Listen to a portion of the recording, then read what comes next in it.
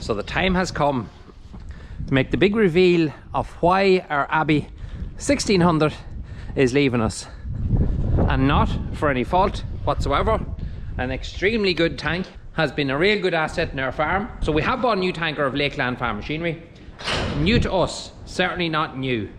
I'll go into all detail about that when we get it. It's been delivered now this evening. I'm just after washing the Abbey here and getting it ready to go. This Abbey has featured in a lot of our videos, and I have bragged it quite a bit. It's been an extremely reliable tanker. Good tyres, good pump, good lights that I put on myself. Everything about it has been good. Yes, a few things I put on: a new splash plate, a new quick attach, but otherwise than that, nothing else I've ever touched on this tanker. So why did I get rid of it? Well, that's a good question. That tank there I bought for very little money back about 5 years ago when I bought this tractor, maybe 6 years ago now. I went from 1100 to 1600 gallons because I got a bigger tractor, and the bigger tractor then was fit to pull it, so I didn't want a small tanker, and I have a long draw. Spent a lot of time back and forth on the road, drawing slurry to the other farm. The 1100 gallon was just a pain. It was just a pain. I had loads, even neighbours saying to me, God, Adrian, we're just watching you go back and forth there for 3 days, solid, non-stop. That is a nuisance. And I said, yeah, well, I don't really mind. It was an uncomfortable 4270 that time, and I didn't really mind. But all right, it wasn't efficient. So the 1600 came along, changed the whole thing. But the 1600 is on small wheels. It's not a recessed tank. You can see that yourself. And the ground is dry and everything's good. No problem. Go anywhere with it. But see, when this time of year, in February, March, when you're thinking about putting out slurry, the ground's anyway dry at all, well, dryish on the top. And the biggest problem I had with this was when you were crossing a hill this time of year and you feel like you're nearly driving on a sponge where the surface is nearly moving, you're skidding a lot. This tanker would slide quite a bit. You'd always have to be wary where you went with it. But otherwise, in good weather, great tank. Never was planning mine to keep it for as long as I did, but I did, and I'm glad I did, because I got really good wear of it. And as you can see, it's still a perfectly good tank, and whoever gets this tank, when it does go to Lakeland Farm Machinery, will get a gem. I don't know if they're going to rent it out or sell it or what they're going to do. Now, you might see a hole here and say, hold on, there's something missing here. The blank plate's missing because I took my side fill off it and put it on the next tank, and I couldn't find the plate. And I probably hid it so well that I can't find it myself. So I left the quick attach over with him there this morning. He's going to put the quick attach on the new tank and take the plate off the new tank and put it onto this one here, and that'll be that sorted. Pump is an 8,000 litre pump, as you can see there. A great pump. It has never once given me a bit of trouble. I changed the oil actually in this every so often as well, and even in the gearbox I changed it. So it was well looked after. It was always looked after well. Anything was ever broken on it, which was nothing, only maybe a clock replacement and a new PTO shaft. That's what I did put on it, a new cover to go along with it, and that's it. LED lights was put on it day one when I bought it, and that's all I ever put into it. I think it's a 2004. It's gone off it. Yeah, it's a 2004, I think. So it's an older tank, sure, but as you can see, the paint, for an Abbey especially, the paint is quite good. I no doubt it will go on to a new home to serve many, many more years with someone else, and they will enjoy it just as much as I did. I'm just looking at this heifer here. She's after calving a while ago, and the calf is sucking away. That's what I like to see. I want to get the milking all done early so that we can see it hopefully in the dark, been taken off the trailer, and then tomorrow morning I'm going to tell you why we picked what we picked.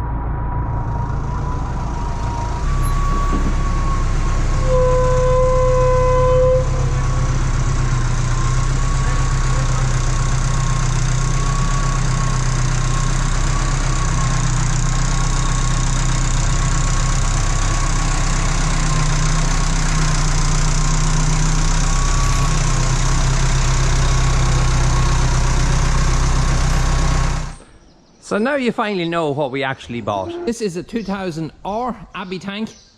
It's a nice, clean, original example. No spray and no anything done to it. A lot of these were saying, did you buy a high spec? Did you buy an NC? Or did you buy a Red Rock? Or what did you buy? You weren't terribly wrong, because to be honest with you, almost had a high spec tank bought of Evan. A 1600 gallon was really what we were looking at, and we were still interested in the 2000 as well. But we really weren't on making any purchases on any tank this year, and that's just the truth of it. But you see my post driver that I had up in the video on Wednesday that we bought. Well, when I was in the yard looking at that post driver, I was waiting for them just to hook it up and put it up in the trailer, and I was walking around the yard and I spotted this down at the back. And I just said to myself, you know something, there is a clean tanker at home, and I thought about it more and more. This tank would last a long time in our farm. It's got everything that I want, and it's in fairly good condition. Anything is here you see rust wise, it's just surface rust. Abbeys all do that, all tanks will do that eventually, but it's not affecting the mechanics of the tank whatsoever. But when I worked out the figures of this tank, it made much more sense to me to buy this tanker than to invest maybe 16,000 in a brand new, maybe 2,000 gallon tank, which would basically do the same thing. You'd just be left with a much bigger bill to pay back. I decided that this made more financial sense to me, and that's why I ended up going with this Abbey tank. The last tank I bought was a 1600 gallon. I traded it in for this tank, and what I had to put along with it compared to with my own tank, traded in, and what I had to put along with it for this one was very little, and it wasn't a lot of money, and it left me that I didn't have to really borrow anything or have to really pay back on anything. A little bit of money that I've made from this YouTube channel I've always put aside, hoping one day I could make a small little purchase like this. So basically I have to thank you guys for that. So let's get into it. What do we actually have? Before I show you what was done to it, the guys, I always say in Lakeland Machinery, will always look after you really well. I bought this tank as I seen it. I didn't ask for anything to be done to it. I just asked for a tank that was working and doing its job, and I would take care of all the rest of the things, because I can fix most things myself, and I didn't mind if there was little simple things that had to be repaired on it. So I just left it like that. I bought it as I seen it, as a working tank, just to make sure the pump was okay and everything like that was okay, and I was happy to go. So the lads kept it for a couple of days. They said they wanted to go through it and make sure that everything was as good as it was, because I hadn't got to test it. It was even covered in dirt when I seen it, and they wanted to give it a good wash and go over it and make sure everything was all right. So it does have LEDs on both sides. This quick attach here, when I bought it first, this quick attach here had a bit of welding done to it in here. I never thought nothing of that because it worked, but got a phone call from Jared one night. I think it was a Wednesday night last, and he says we put a new quick attach on that just to tidy that bit up. I also asked him to address this tap, which was broken off the other one. The tap head was only missing, and I said just put a new tap head on it, weld something on it. I said we do use that quite a bit to wash down the pits and things, and you can see it all adds up. I know it's a 40 euro tap, and that there over here could be something like in the region of 145 quid, but put a brand new tap on it, which I was really glad to see, and he didn't have to, but he did, and it left it nice and secure now, and I have a good tap, and that's actually a much better tap than I've ever seen on them before, because it's a good strong tap head on it, which I like to see. Spread plate is fine, didn't need to address that. We've got a new pipe with it as well. Now I have used the tank a couple of times, hence the reason the wheels are dirty, to put out some emergency loads, because the rain we had here 3 days ago was just unbelievable. We had a lot of damage done to passes and laneways and things, and I was out yesterday all day trying to repair gullies and dig out gravel that had blocked everywhere in the space of 10 hours. I've never seen it in the last 15 years at least, and I never want to see it again. We want to see blue skies and good weather from now on, please. Another thing that I done was I took my side fill off my other tank, because the lollipop itself was brand new, and that part there came off, and the very first 1100 gallon tank that I had, so it's part of it. I left it over to him and he put that on for me. So the pressure pipes themselves, all brand new. They weren't bad. They were on the other ones. Someone had put a bit of tape and things around them here and had done a bit of patching on them. Again, I didn't ask them to do that. They went along and put 2 brand new pipes in that for me as well. New PTO shaft and new PTO cover as well, which I like to see. I always like to keep things as safe as possible. Like a guard like that was missing on a PTO, and you do see them missing on farms, even in this day and age. You'll say, oh, I'll address that sometime and not worry about it too much now at the minute. It'll be grand, sure. I was only using it myself and I'm very careful. I'll stay away from it. You just have to have a loose bit of tread on your top, or just take one little lapse of concentration and that PTO will just destroy you. PTO covers is a must. They're not overly expensive, and trust me, nothing is worth your life. Put a cover on the PTO shaft if you have one at home that's broken, fix the chains, spend a bit of time on it, just leave it right. Just take a bit of time on all the bits and pieces that's on your farm, walk around them and check all the PTO bits and pieces and make sure everything's right, grease them, make sure they're working, make sure the covers aren't spinning with the shaft. Just take that little bit of time, and I'm telling you, it's one of the most crucial things you could do in your farm. Hydraulic changeover, which I really like. So no lever. You can see that's the 2 points for the lever to attach. So there's no lever anymore. Inside the cab I can change from spread to neutral to fill just using the spool valve, which is a lovely thing that I really like to have. I've used this tank, as I said now, I've put out 4 or 5 tanks with it, and it has been a dream. Really, really like that. So remember, we had the deal done before any of them add-ons. They weren't priced into it, and we weren't charged any extra for them. These were all added on by Lakeland Machinery just to make sure the tank was right. Customer service is just so good with them, and I would never dream of really going anywhere else now, because I have really no excuse to. Behind our wheels we have our brakes. Brakes is very important in a slurry tanker, because the brakes did fail on that Massey, as you know from my review of that Massey. If you haven't watched that video, go back and watch it, because it's the most honest review you'll ever see on a tractor. The brakes failed on that, and you know something, I just realised how much weight is actually in a slurry tank pushing behind you. So you do not want to rely on the back brakes of any tractor. You should never do that. Have brakes in your tank, because the tank will hold the tractor back when the weight's on it. I told him to have a look at the brakes. He said we put brand new brakes in it, he said, and I know it because I've actually seen photos of him doing all the jobs that he done. He sent me photos every night on WhatsApp just showing me what was being done, and that was another nice touch. So new brakes is in the tank as well, so that's covered. So I know they're going to be good for the lifetime of this tank with me. One of the biggest problems with the tanker was the pump. Now, this pump here is not the original pump that was on the tanker the day I looked at it. He said to me when I bought it, he says, the pump needs a job done on it. He said, I probably just need new vanes. It's just not right. He says, there's a rattling. He says, and I don't like, he says, but we're going to have a look at it, see about getting it reconditioned. It will be right when you get it, so don't worry. He says, we just have to put the pump right on it. That's grand. I said, no problem at all. Looking for the edge of the tank. I said, probably no harm to put new vanes in the pump anyway. He had a good look inside it, and the pump at the beginning looked okay. Put the vanes in it, put a few bearings in it, give it a basic rebuild. Put it back together again, the tank out, went to suck a load, rang me within half an hour and said, the pump's not good, Adrian. It's just not right. It's rattling, he says. It needs to be sent off and be machined and properly rebuilt. The good news is you don't have to worry about that. We have a tanker outside. It was a late 2019 tanker, and it was rolled and flattened, and it has a really good pump on it. The tank was rolled only a few months after it was bought, and we're going to take the pump of that and we're going to put it straight onto yours. We'll send your pump off, get it reconditioned. We put it on another tanker ourselves. He says this pump will go on yours. So we have a brand new pump on our tanker, and that is a really good thing to have. It's an 8,000 litre pump. I filter here a few times already, and it has filled super fast for a 2,000 gallon tank. I've used them before and I know exactly how long they take to fill, and that pump is nice and sweet. And even with this little pipe added to the exhaust, I wish I had done that with my other tank, because it was loud when the window was opened. This tank is just so quiet by putting on this little pipe in here. All them little touches or something is just really nice to get. So this rim here was badly rusted when I went to look at it. The other side was perfect. I didn't mention it to them whatsoever. I didn't care about that really. The wheel goes round and it stops, and that's all that mattered to me. When this tank was delivered to me, I was shocked. Sandblasted and sprayed. Free of charge, done. He looked at me when he got off and he says, doesn't you look a lot better now? And I said, absolutely. But you shouldn't have. No, really. He shouldn't have. Because these wheels aren't staying on this tank. Another thing that was in the budget for my tank was to make sure that it had really, really good wheels on it. Airland. It isn't that it's wet, but it takes a long time to dry out. But we have steep ground, and everywhere we go on our land, I'm just pointing up there, but you can see, if you can see in the distance, nearly a mountain. But it's not all like that. We do have fields that are a bit flatter, but every field has a slope of some sort in it. There's no flat fields around here. That's the most important thing to me, that this tank is a recessed tank.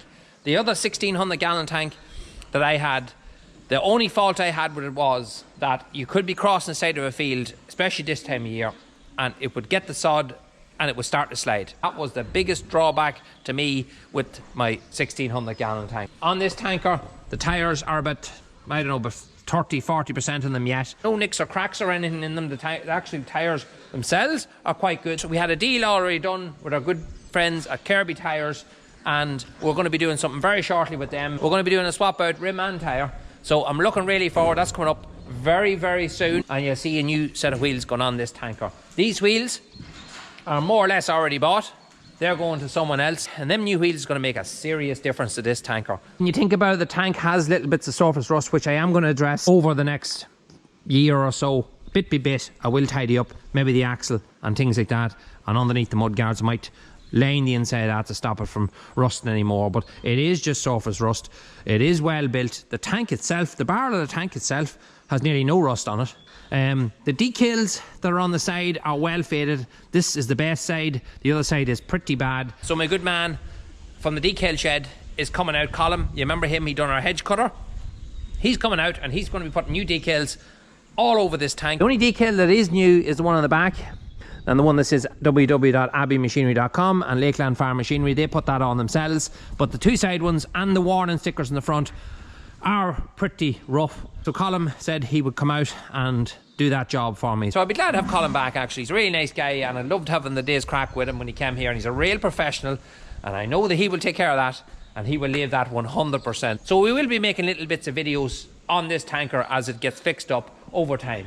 Another thing that's happening actually tomorrow is Alan from Auto Sparky is coming out, and Alan has a few upgrades for this tank, LED wise, and I think a lot of you will like it. Those of you that like to customize your slurry tankers, and I know there's a lot of you out there, will be customizing this tank. I can't say a facelift, more of a backlift. So there'll be quite a bit going on the back of this tank, and it will change the look of it, certainly at night time. I rang Alan the minute I purchased before he even had it home, and I said, I have a new project for you. I have in mind what I want done. Let him just do his bit on it and see what he can come up with, because he's a nice guy, Alan, and Auto Sparky shop thankfully is going very, very well for him. I'm glad to hear that, because the lights we got in our case were just phenomenal. LED Global was the lights that we picked. If you go on his website, you'll see our tractor, and he has written beside the light that we got that these are the ones used on iFarm, WeFarm, and they are simply incredible. So I know the quality is there, because the LEDs I bought in the past were far from good quality. These are good quality, and we will be getting a selection of them on this tanker. So we'll be talking about work lights and different things as well. He's bringing us a variety of stuff with him that he'll kind of show you what you can get put on your machinery or on your tractors and what can be done. So we'll be chatting to him very, very, very soon. And that's it. I am really happy with this purchase. Really glad to have it. I was looking out at it in the yard after milking this morning, and I was just, yeah, I'm happy. I'm happy. And that's the main thing.